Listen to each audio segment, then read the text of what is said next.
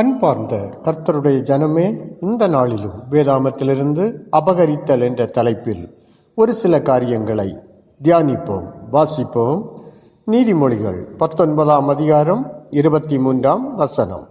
கர்த்தருக்கு பயப்படுதல் ஜீவனுக்கு ஏதுவானது, அதை அடைந்தவன் திருப்தி அடைந்து நிலைத்திருப்பான், தீமை அவனை அணுகாது. அன்பு கர்த்தருடைய பிள்ளைகளே, கர்த்தருக்கு பயந்து வேதாகம வசனம் படித்து அதன்படி நடந்து ஜெபித்து வாழ்கிறவர்கள் இந்த உலகத்தில் திருப்தியாய் வாழ்வதால் அவனுடைய வாழ்வில் எந்த தீமையான காரியங்களும் வராது. அது அவர்களுக்கு ஒரு நிலையான சமாதான வாழ்வை கொடுக்கும். வேதாகமம் பொருளாசை என்பது ஒரு அக்கிரமம் என்று கூறுகிறது. இந்த அக்கிரமம் கர்த்தருக்கு பிடிக்காதபடியால் இதை செய்பவர்களை கர்த்தர் அடிப்பாராம். இந்த பொருளாசைக்காரன்தான் அபகரிக்க தொடங்குவான். சாலமோன் ஞானி பொருளாசையை வெறுக்கிறவன், அபகரித்தலை வெறுக்கிறவன் தீர்க்காயுசை பெறுவான் என்று கூறுகிறார். காரணம், சிந்தனை தெளிவாக இருக்கும், நல்ல நித்திரை உண்டு. அது மட்டுமல்ல, பொருளாசைக்காரன் தன் வீட்டையே கலைக்கிறானாம். பரிதானங்களை வெறுக்கிறவனோ பிழைப்பான். இதை கேட்கும் என் அன்பு பிள்ளையே, இன்றைய மனிதன் வேலை பார்க்கும் இடங்களில் இதைதான் எதிர்பார்த்து காரியங்களை செய்கிறான். ஆனால் கிறிஸ்தவன் இப்படிப்பட்ட காரியங்களுக்கு துணையும் போகக்கூடாது, அதை வெறுக்க வேண்டும். இல்லையேல் இது தன்னுடையவர்களின் உயிரை வாங்கும் என்று சாலமோன் ஞானி கூறுகிறார். அன்பு பிள்ளைகளே, சீரியா நாட்டின் படைத்தலைவனாகிய நாகமான் அவன் நாட்டுக்கே பெருமை சேர்த்தவன். அவன் வாழ்க்கையில் பயங்கரமான செழிப்பு. ஆனால் அவன் வாழ்க்கையில் ஒரு பொல்லாத வியாதி. என்ன தெரியுமா?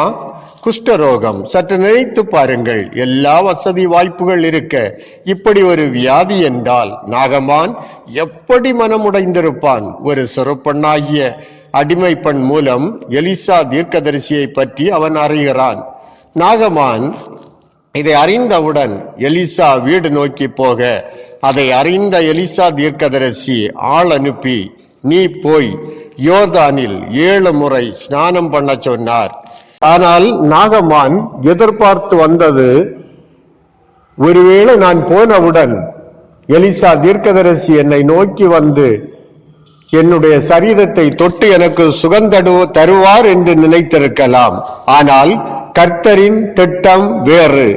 நாகமான் கோபத்துடன் அப்படி ஒரு சுகம் தேவையில்லை என்று சொல்லி அவன் திரும்பி போக ஆயத்தமாகிறான். இதை பார்த்த ஊழியக்காரன் நாகமானுக்கு யோசனைகளை சொல்லுகிறார்.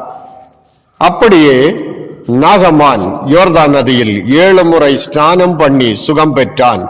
சுகம் பெற்ற நாகமான் எலிசாவுக்கு வெகுமதி கொடுக்க எலிசாய் அதை வாங்க மறுத்தார்.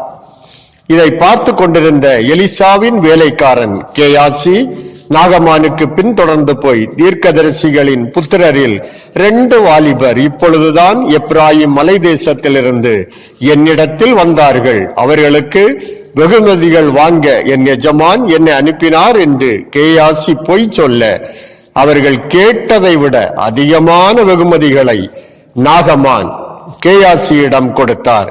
இதை அறிந்த எலிசா கேயாசியை கண்டிக்க அவன் உறைந்த மலை நிறமான குஷ்டரோகியாக மாறினான். காரணம், கேயாசிக்குள் இருந்த பொருளாசை என்பதை மறந்து போகாதீர்கள். இயேசு கிறிஸ்து ஊழியத்திற்காக தெரிந்தெடுத்த 12 பேர்களில் ஒருவனான யூதாசுக்குள் சாத்தான் புகுந்தான். சற்று யோசித்து பாருங்கள். இயேசு கிறிஸ்துவுடன் இருந்து எல்லா அற்புதங்களையும் அடையாளங்களையும் கண்ணார கண்டும் அவரோடு இருந்தவனும் ஆகிய யூதாசுக்குள் நுழைந்தால் நமக்குள்ளும் அவன் நுழையலாமே. அதுதான் வேதாகமம் சொல்லுகிறது, விழித்திருங்கள், விழித்திருங்கள், எச்சரிக்கையாயிருங்கள் என்று சொல்லுகிறது. சாத்தான் குடிபுகுந்த யூதாசுக்குள்ளால் பொருளாசை கடந்து வர 30 வெள்ளிக்காசுக்காக என்னருமை இரட்சகராம் இயேசுவை காட்டிக் கொடுத்தானே. என்ன பயங்கரமான காரியம்! அதிலும் பாருங்கள், எல்லாம் அறிந்தவரையே முத்தத்தால் காட்டிக் கொடுத்து நிம்மதி அற்றவனாக நான்கு கொண்டு மரித்தான், தலைகீழாக விழுந்தான். அவன் வயிறு வெடித்து குடல்கள் சரிந்து போனது. காரணம், 30 வெள்ளிக்காசு மேல் வைத்த பொருளாசை. இதை கேட்கும் அன்பரே, கர்த்தரை காட்டிலும் உலக பொருட்கள் மீது பொருளாசை உள்ளவர்களா இருப்பீர்களே, ஆனால் அதுதான் உங்கள் வாழ்க்கையின் விக்கிரகம். இந்த அனுபவம் உள்ளவர்களுக்கு வேதனைகள் அதிகம் மறவாதே. பொருளாசைக்காரன் கீழ்ப்படியாமையின் பிள்ளை. இந்த கீழ்ப்படியாத பிள்ளைகள் மேல்தான் தேவ கோபாக்கினை வரும் என்று கொலோசையர் 3ஆம் அதிகாரம் 6ஆம் வசனத்தில் காணலாம். கீழ்ப்படியாமையின் பிள்ளைகளுக்கு தேவனுடைய ராஜ்யத்திலும் இடமில்லை. பொருளாசைக்காரனே, நீ யாராயிருந்தாலும் அடுத்தவர் சொத்துக்களை அபகரித்து எடுக்கும் குணம் உள்ளவனே, உன் உயிரை இன்று இயேசு கிறிஸ்து எடுத்துக்கொண்டால் உன் நிலை என்ன? யோசித்து பார்த்தாயா? இதன் மூலம் உன் பிள்ளைகளுக்கும் ஆசீர்வாதம் இல்லை. இந்த குணம் படைத்த குடும்பத்தின் பிள்ளைகள் நிலைமையை சற்று யோசித்து பாருங்கள். அதேபோல் பரிதானம் வாங்குபவர்களின் கூடாரங்களை அக்னி பட்சிக்கும் என்று யோபு 15:34 காணலாம். பரிதானம் என்றால் என்ன? அதுதான் கைக்கூலி. இதை இன்று அதிகம் வாங்குவது யார் தெரியுமா? இயேசுவை அறிந்து இயேசுவை ஆராதிக்கக்கூடிய கிறிஸ்தவர்கள். நமக்கு கிடைக்கும் சம்பளம் போக நம்மை நாடி வரும் மக்களிடம் கேட்டு வாங்கும் பணமே பரிதானம் வாங்குவது. இதை கேட்கும் மனிதனே, மனுஷியே, உன் கை இன்று சுத்தமாய் இருக்கிறதா? சிந்தித்துப்பார். சுத்தம் இல்லையேல் இன்றே சுத்தப்படுத்து. இல்லையேல் இது கர்த்தரின் பார்வைக்கு பெரிதான பாவம். அப்போதுதான் கர்த்தர் உன்னோடு இருக்க முடியும். ஒரு ஆகான் பொருளாசை கொண்டு தவறு செய்ததால் அவன் கொள்ளையடித்து எடுத்த சாமான்கள், அவன் குமாரர்கள், குமாரத்திகள் மற்றும் அவன் உட்பட மாண்டு போனார்கள். சாலமோன் ஞானி திக்கற்ற பிள்ளைகளுடைய நிலங்களை அபகரித்து கொள்ளாதே என்று நீதிமொழிகள் 23:10 கூறுகிறார். ஆகாப் ராஜாவின் அரண்மனை அருகில் நாபோத் என்பவருக்கு ஒரு திராட்சை தோட்டம் இருந்தது.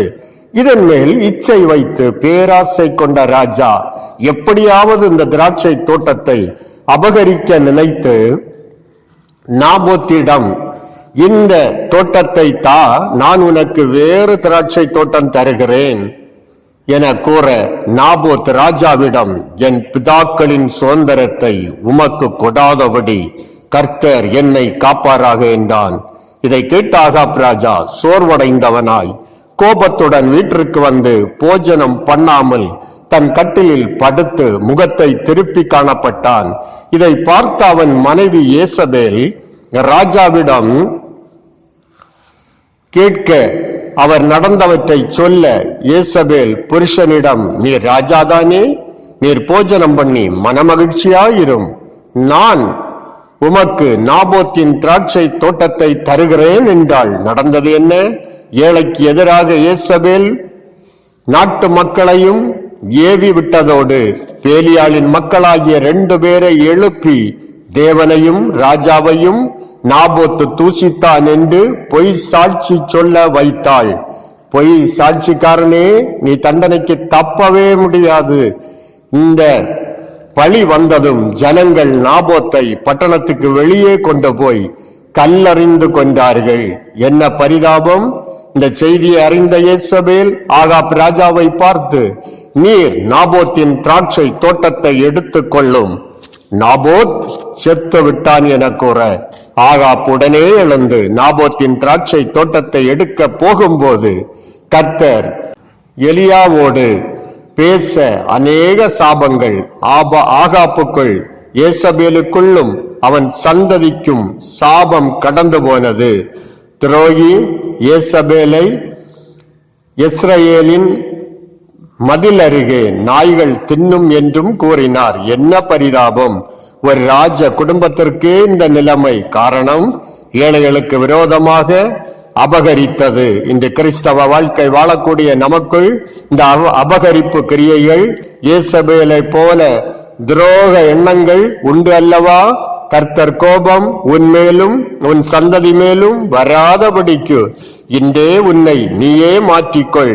ஏன் நீ உன் பிள்ளைகளுக்கு சாபத்தை சம்பாதிக்க வேண்டும்?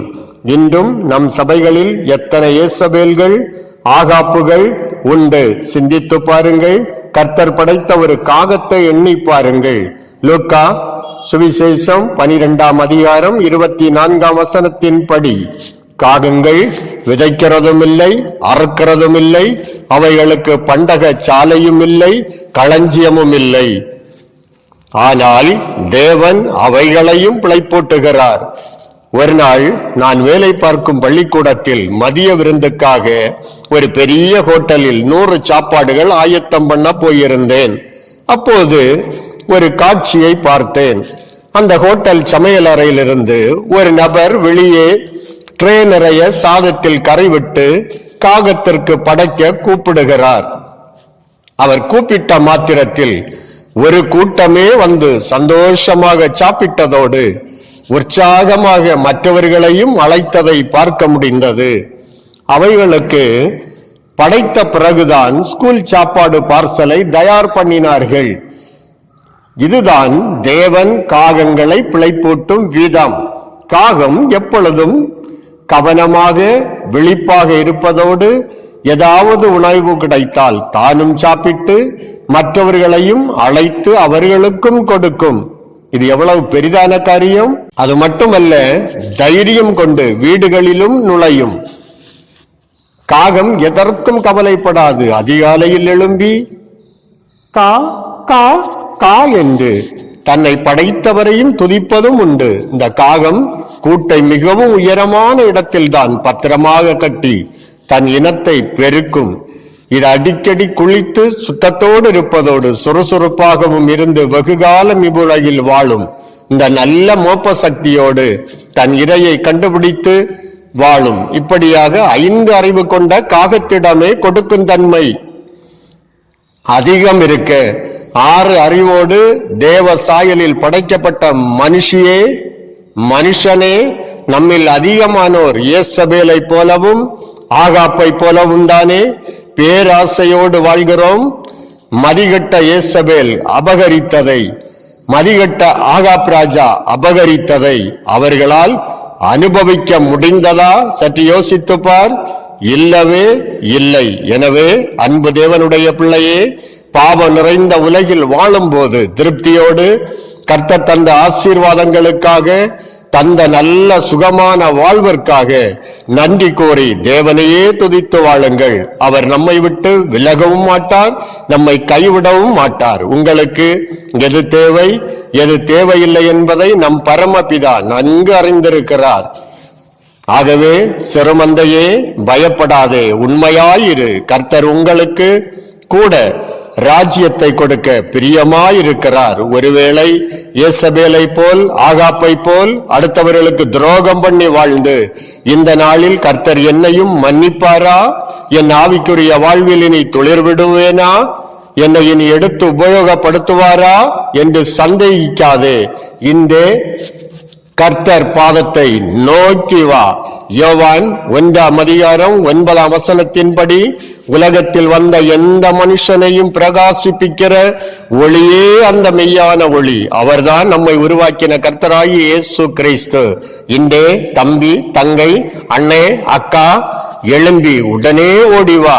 அவரண்டை வருகிற ஒருவரையும் அவர் புறக்கணிக்கிறவரே இல்லை. கிறிஸ்துவின் பேழையில் கிருபையின் வாசல் இன்றும் உனக்காக திறந்து வைக்கப்பட்டிருக்கிறது. இனி காலம் செல்லாதபடியால் இச்சைகளை, பேராசைகளை, அபகரிப்பின் அனுபவங்களை விட்டு இன்றே கிறிஸ்துவாகிய வாசலில் பிரவேசி. கர்த்தர் தாமே இந்த வார்த்தைகளை நமக்கு ஆசீர்வாதமாக்கி தருவாராக. ஆமேன், ஆமேன்.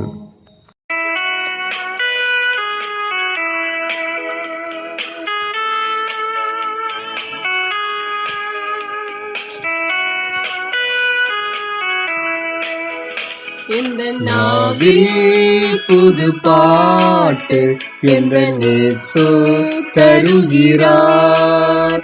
இந்த நாவில் புது பாட்டு என்ற நேசு தருகிறார்.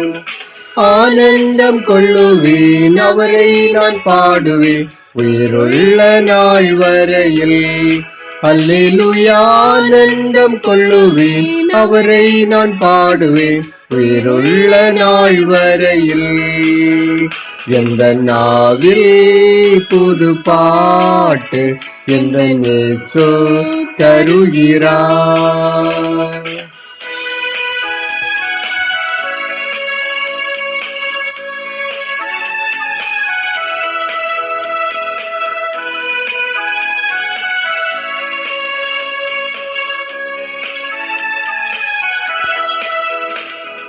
பாவ இருள் என்னை வந்து சூழ்ந்து கொள்கையில் தேவனவர் தீபமாய் என்னை தேற்றினார். பாவ இருள் என்னை வந்து சூழ்ந்து கொள்கையில் தேவனவர் தீபமாய் என்னை தேற்றினார். ஆனந்தம் கொள்ளுவேன் அவரை நான் பாடுவேன் உயிருள்ள நாள் வரையில். அல்லேலூயா ஆனந்தம் கொள்ளுவேன் அவரை நான் பாடுவேன் உயிருள்ள நாள் வரையில். எந்த நாவில் புது பாட்டு எந்த நேசோ தருகிறார்.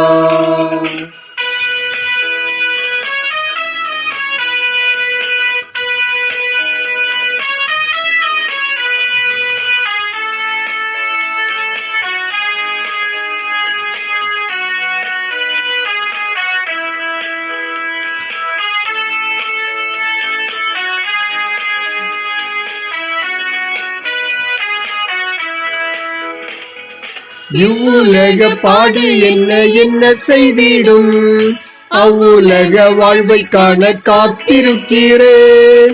இவ்வுலக பாடு என்ன என்ன செய்திடும் அவ்வுலக வாழ்வை காண காத்திருக்கிறேன். ஆனந்தம் கொள்ளுவேன் அவரை நான் பாடுவேன் உயிருள்ள நாள் வரையில்.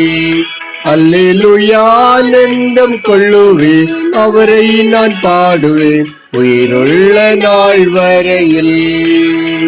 எந்த நாவில் புது பாட்டு எந்த நேசோ தருகிறார்.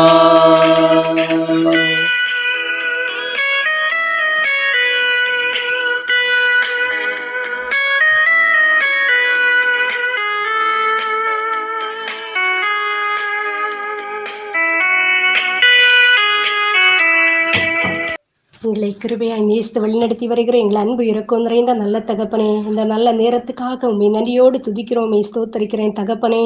இந்த வேளையிலும் ஆண்டவரே, உலக அளவிலே கொள்ளை நோயின் தாக்கத்து நிமித்தமாய் உலக மக்களே கலங்கி போய் இருக்கிற வேளையிலே அற்பர்களும் கந்திகளும் தூசிகளுமாகி எங்களுக்கு ஜீவன் தந்து சுகம் தந்து பலன் தந்து எங்களை பாதுகாத்து வழிநடத்தி வருகிறீரே, அதற்காக உண்மை நன்றியோடு துதிக்கிறோம், ஸ்தோத்தரிக்கிறேன் அப்பா.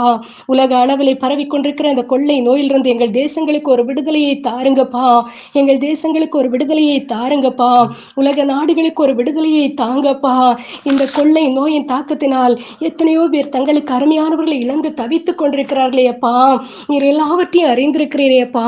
தங்களுக்கு அருமையான பெற்றோர்களை இழந்த பிள்ளைகள், பிள்ளைகளை இழந்த பெற்றோர்கள், சகோதர சகோதரிகளை இழந்த குடும்பங்கள், ஆண்டவரே தங்களுக்கு அருமையான உறவுகளை இழந்து தவிக்கின்ற குடும்பங்கள் என எத்தனையோ பேர் ஆண்டவரே தங்களுக்கு அருமையானவர்களை இழந்து தவித்துக் கொண்டிருக்கிறார்களே அப்பா. நீர் எல்லாவற்றையும் காண்கிறீரேப்பா. இப்படிப்பட்ட இந்த கொள்ளை நோயிலிருந்து ஏசப்பா எங்கள் தேசங்களுக்கு ஒரு விடுதலையை தாங்கப்பா. எங்கள் தேசங்களுக்கு ஒரு விடுதலையை தாங்கப்பா. பரம வைத்தியர் நீரல்லவோ, பரம வைத்தியரே ஒரு விசை இறங்குங்கப்பா, ஒரு விசை இறங்குங்கப்பா. தேசத்திலே சமாதானம் உண்டாகட்டும் அப்பா. எங்கள் பாவங்கள் அக்கிரமங்கள் இந்த கொள்ளை நோய்க்கு ஒரு காரணமாய் இருக்குமானால் ஆண்டவரே எங்களுடைய பாவங்கள் அக்கிரமங்கள் எல்லாவற்றையும் ஒரு விசை மன்னிங்கப்பா. அப்பா பிதாவே, நீர் எங்களுடைய பாவங்கள் எல்லாவற்றையும் மன்னிங்க தகப்பனே. மனுஷனுக்கு விரோதமாக எழும்பி மனுஷனை வஞ்சிக்காதபடி ஆண்டவரே நீங்கள் பாதுகாத்துக் கொள்ளுங்கப்பா. நீங்க பாதுகாத்துக் கொள்ளுங்கப்பா ஆண்டவரே. கடந்த நாளிலே ஆண்டவரே ஆலயங்கள் திறக்கும்படி என் தேவன் கிருபை செய்தீரே ஏசப்பா. உமக்கு நன்றியப்பா, உமக்கு நன்றியப்பா. உடைய ஊழியங்களுக்கு எந்த தடைகளும் ஏற்படாதபடி, எந்த இடையூறுகளும் ஏற்படாதபடி அப்பா நீங்க கிருபை செய்த ஆண்டவரே ஊழியங்களை தாங்கி வழிநடத்துங்கப்பா. இந்த கொள்ளை நோய்கள் நிமித்தமாய் பிள்ளைகளுடைய பள்ளி படிப்புகள் ஆண்டவரே, கல்லூரி படிப்புகள் ஆண்டவரே ஒரு கேள்விக்குறியாய் காணப்படுகிறது அப்பா. பிள்ளைகளுடைய படிப்புக்கு எந்த தடைகளும் வராதபடி என் தேவன் எல்லா தடைகளையும் மாற்றுங்கப்பா. தடைகளை தகர்த்தெறிகிற தேவனே, எல்லா தடைகளையும் மாற்றுங்கப்பா. அப்பா, தூர தேசத்திலே தொழில் நிமித்தமாய் கடந்து சென்றிருக்கிற ஒவ்வொரு மக்களையும் உம்முடைய கரத்திலே தருகிறன் ராஜா. ஆண்டவர் அவரவர் வேலை செய்கிற இடங்களில் உம்முடைய பூரண பாதுகாவல்கிறோம் தாங்கி வழிநடத்தட்டோப்பா. கல்லூரி படிப்பு நிமித்தமாய் தூர தேசத்தில் இருக்கிற பிள்ளைகளுக்காக உம்முடைய பாதத்தில் வருகிற ராஜா. ஒவ்வொருவரையும் ஆண்டவரை அவரவர் தங்கி இருக்கிற இடங்களில் உம்முடைய பூரண பாதுகாவல்கிறன் தாங்கி வழிநடத்தட்டோப்பா. நான் சமீபத்துக்கு மாத்திரமல்ல தூரத்துக்கு தேவனாயிருக்கிறேன் என்றவரே. அவரவர் தங்கி இருக்கிற இடங்களில் உம்முடைய பூரண பாதுகாவல்கிற ஒவ்வொரு பிள்ளைகளையும் தாங்கி வழிநடத்தட்டோப்பா. வாலிப பிள்ளைகளுக்காக உம்முடைய பாதத்தில் வருகிற ராஜா. வாலிப பருவத்திலே உம்மை நோக்கி பார்க்கிற பிள்ளைகளாய் காணப்படட்டோப்பா. வாலிபம் இளவயது மாயை என்பதை உணர்ந்து வாலிப பருவத்திலே ஆண்டவரே தங்களை காத்துக் கொள்ளுகிற பிள்ளைகளாய் காணப்பட ஆண்டவர் கிருபை செய்யுங்கப்பா. யோசேப்பு பாவம் தன்னை நெருங்கி வந்த போதிலும் பாவத்தை விட்டு விலகி ஓடினது போல பாவத்தை விட்டு விலகி ஓடுகிற பிள்ளைகளாய், ஒரு தானியலை போல ஒரு எஸ்தரை போல திறப்பில் நின்று அனுதினமும் ஜெபிக்கிற பிள்ளைகளாய் காணப்பட ஆண்டவர் கிருபை செய்யுங்கப்பா. ஆவியானவரே, ஒவ்வொருவரையும் ஆண்டவரே உம்முடைய கரத்திலே தருகிற ராஜா. நீங்க முழு பொறுப்படுத்த நடத்துங்கப்பா. மீட்பு பாதம் பணிந்து மன்றாடுகிறோம் ஜீவனுள்ள பரமபிதாவே, ஆமேன். பலவித சோதனை நெருக்கிய நேரங்கள் கிருபை தாங்கினதே. என் நெருக்கத்தின் நேரத்தில் நசுங்கி நான் போகாமல் கிருபை தாங்கினதே. பலவித சோதனை நெருக்கிய நேரங்கள் கிருபை தாங்கினதே.